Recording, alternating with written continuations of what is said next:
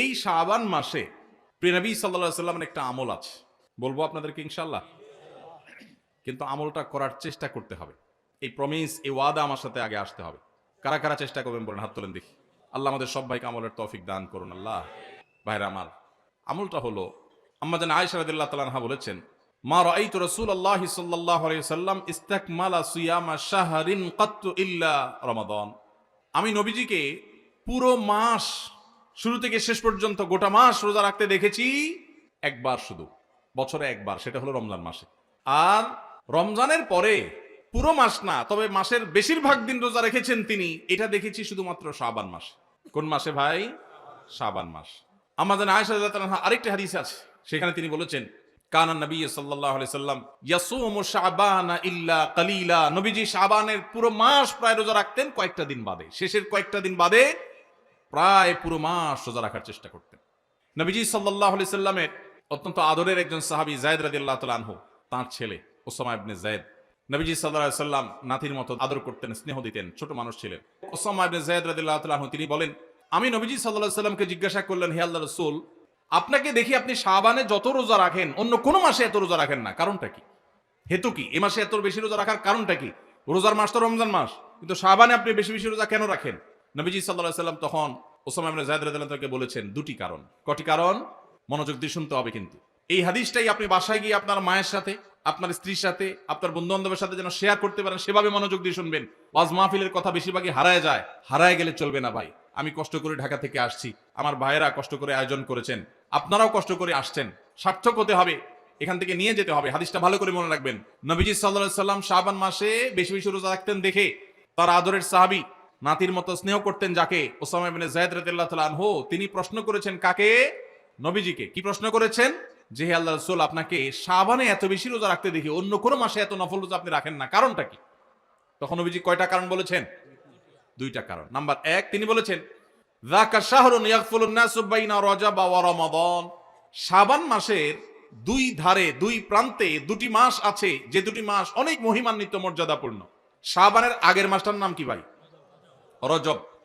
এই রজব মাসটা মহিমান্বিত কোন কারণে? মেরাজের কথা বলছেন। রজব মাসটা কেন মর্যাদাপূর্ণ, কেন এর মর্যাদা বেশি? দেখেন, এত বড় মাহফিলে দু চারজন মানুষও জানেন না, দু চারজন মানুষও জবাব দিতে পারেননি, একজন থেকেও আসে নাই অডিয়েন্স থেকে, স্টেজ থেকে এক ভাই বলেছেন। দেখুন, রজব মাসের মর্যাদার কারণ হলো, সম্মানিত 4টি মাস আছে কোরআনে। আল্লাহ তাআলা সূরা তাওবায় একাধিকবার এই সম্পর্কে আলোকপাত করেছেন। আল্লাহ বলেছেন, ইন্না ইদ্দাতাশ শুহুরি ইনদাল্লাহি 12 শাহরান ফি কিতাবিল্লাহি ইয়াওমা খালাকাস সামাওয়াতি ওয়াল আরদ মিনহা আরবাআতুন হুরুম। বছরে 12টি মাসের মধ্যে 4টি মাস আছে সম্মানিত, মর্যাদাপূর্ণ। আল্লাহ এগুলোকে সম্মান দিয়েছেন, বিশেষ মর্যাদার মাস। রমজান তো সবচেয়ে শ্রেষ্ঠ মাস আছেই, রমজানের পরে মর্যাদার বিচারে সম্মানিত মাস কয়টা? এই 4টার মধ্যে নবীজি সাল্লাল্লাহু আলাইহি সাল্লাম সহিহ বুখারীতে এই 4 মাসের ব্যাখ্যা বর্ণনা করতে গিয়ে তিনি বলেছেন, সালাতুন মুতাওয়ালিয়াত। এই 4টার মধ্যে 3টা হলো ধারাবাহিক, জিলকদ, জিলহজ, মুহররম, আর চতুর্থ মাসটা হলো ওয়া রজব মুদর আল্লাযী বাইনা জুমাদা শাবান, এই যে রজব মাসটা। তাহলে রজব মাসটা সম্মানিত 4 মাসের একটা, সেজন্য এই মাসটা মূলত মহিমান্বিত। এই মাসে নবীজি সাল্লাল্লাহু আলাইহি সাল্লাম মেরাজ হয়েছে বলে অনেক ইতিহাসবিদগণ বলেছেন, আবার অন্য মাসে হওয়ার কথাও আছে। কিন্তু আসল তাৎপর্যের কারণ হলো রজব মাসটি হলো সম্মানিত 4 মাসের একটা। এটাও আমরা অনেকেই প্রথম শুনলাম জীবনে। যাই হোক, সে বিষয়ে কথা বলা আমার উদ্দেশ্য নয়। তো উদ্দেশ্য হলো যে উসামা ইবনে যায়েদকে নবীজি বলেছেন যে শাবান মাসটার আগের মাসটা হলো রজব, যেটা সম্মানিত 4 মাসের একটা মর্যাদাপূর্ণ মাস। আবার শাবানের পরের মাসটা কোনটা? রমজান, সেটা হলো বছরের সবচাইতে সেরা মাস। তো নবীজি বলেছেন, দুইটা মর্যাদাপূর্ণ মাসের মধ্যবর্তী শাবান মাসে মানুষ আমল ইবাদত না করে অবহেলা বেশিরভাগ মানুষ কাটায়। বেশিরভাগ মানুষ অপেক্ষা থাকে রোজা কবে আসবে, তখন কোরআন তেলাওয়াত শুরু করব। রমজান কবে চাঁদ দেখা যাবে রমজানের, তখন নামাজ ধরবো। রমজান কবে শুরু হবে, তখন থেকে আমি তারাবি পড়া ধরবো, ভালো কাজ করা ধরবো। শাবান মাসে মানুষ রমজানের ক্ষণ গণনা, দিন গণনা করতে থাকে, অবসর থাকে, অলসতা করে, অবহেলা করে। নবীজি বলেছেন, মানুষ যেহেতু অবহেলা করে, এই জন্য এই সময়টাতে আমি বেশি বেশি নফল রোজা রাখি। কারণ যেই সময়টাতে মানুষ অবহেলা করে, ওই সময় ইবাদতের আলাদা গুরুত্ব তৈরি হয়। ভোর রাতের সময় সবাই ঘুমায় থাকে, এই জন্য তখন তাহাজ্জুদ পড়লে সওয়াব বেশি। হুজুরের সবাই সালাম দেয়, রিকশাওয়ালা বেচারারা কেউ সালাম দেয় না। আপনি যা রিকশাওয়ালাদেরকে আসসালামু আলাইকুম বললেন, কেন? কারণ তারা অবহেলিত, তাদেরকে মানুষ সালাম দেয় না। তাহলে তাদেরকে সালাম দিলে, হুজুরের সালাম দিলে যে সওয়াব হতো তার চেয়ে সওয়াব বেশি হবে, কারণ অবহেলিত, এদেরকে কেউ সালাম দিচ্ছে না।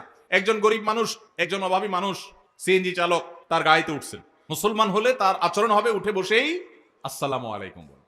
চেষ্টা করা যাবে না ইনশাআল্লাহ। শাবান মাসে মানুষ অবহেলিত থাকে, সেজন্য এই মাসে আমলের গুরুত্ব বেশি। অতএব যেই কাজটা মানুষ অবহেলিত করে, গাড়িতে উঠার পর চালককে সালাম দিবেন আসসালামু আলাইকুম করে। যে মালিক গাড়িতে উঠে বসে চালককে সালাম দিতে পারেন, সেই মালিকের মধ্যে অহংকার নাই ইনশাআল্লাহ, তিনি বিনয়ী মানুষ। আল্লাহ আমাদের সব ভাইদেরকে বিনয়ী হওয়ার তৌফিক দান করুন।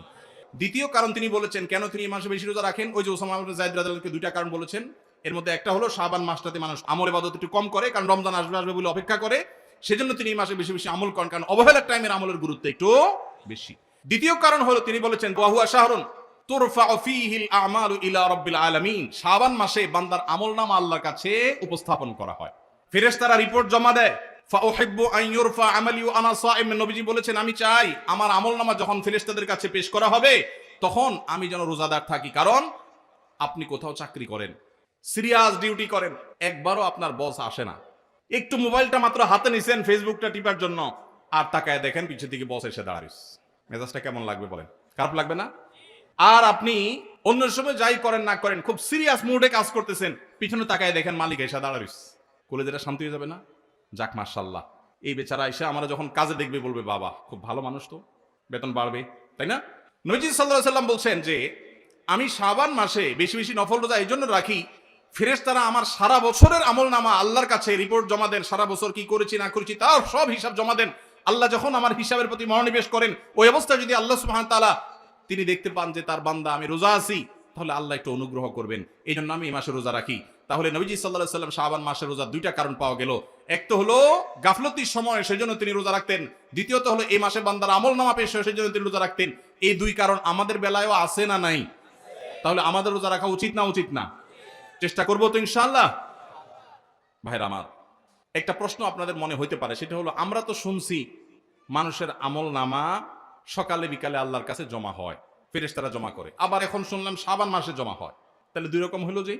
এর উত্তর হলো আল্লাহ রাব্বুল আলামিনের কাছে আল্লাহর ফেরেশতারা মানুষের আমলনামাকে তিন ধাপে, তিন স্তরে, তিনটা লেয়ারে, তিনটা সময়ে আলাদা আলাদা ভাবে উপস্থাপন করে। একটা হলো প্রাত্যহিক রিপোর্ট, প্রাত্যহিক আমলনামা, ডেইলি, প্রতিদিনের আমলনামা সকাল এবং সন্ধ্যায়। সারা রাত আপনি কি করেছেন, ওয়াজ শুনেছেন না গান শুনেছেন, ভালো কাজ করেছেন না মন্দ কাজ করেছেন, সারা রাতে কি করেছেন, প্রত্যেকটা মানুষের হিসাব আল্লাহ রাব্বুল আলামিনের কাছে প্রত্যেকটা ভোরে ওই রাতের ডিউটি থাকা ফেরেশতারা জমা দেন। আবার সারাদিন আমরা যা করি না করি সন্ধ্যায় সারাদিনের ডিউটিতে রত ফেরেশতারা আল্লাহর কাছে জমা দেন। তাহলে বান্দার আমলনামা, বান্দার রিপোর্ট জমা দেওয়া হয়, একটা হলো প্রাত্যহিক, প্রতিদিন, সেটা কখন? সকাল এবং সন্ধ্যা। বান্দার আমলনামা জমা দেওয়া হয় আরেকটা লেয়ারে, সেটা হলো প্রত্যেক সপ্তাহে 2 দিন, সোমবার এবং বৃহস্পতিবার। নবীজি সাল্লাল্লাহু আলাইহি ওয়াসাল্লাম যেন সোমবার বৃহস্পতিবার রোজা রাখতেন, কারণ সোমবার এবং বৃহস্পতিবার বান্দার আমলনামা ফেরেশতারা আল্লাহর কাছে পেশ করেন।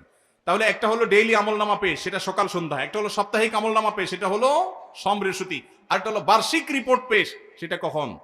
শাবান মাস।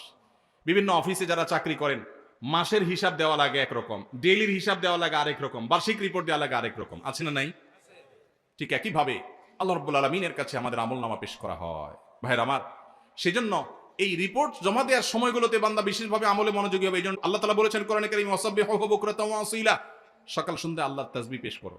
নবীজি সাল্লাল্লাহু আলাইহি ওয়াসাল্লাম সকাল সন্ধ্যা বিশেষ তাসবিহ পেশ করতেন, জিকির আজকার করতেন, দোয়া করতেন, আমল করতেন, কারণ এই যে আমল জমা দেওয়া হয়।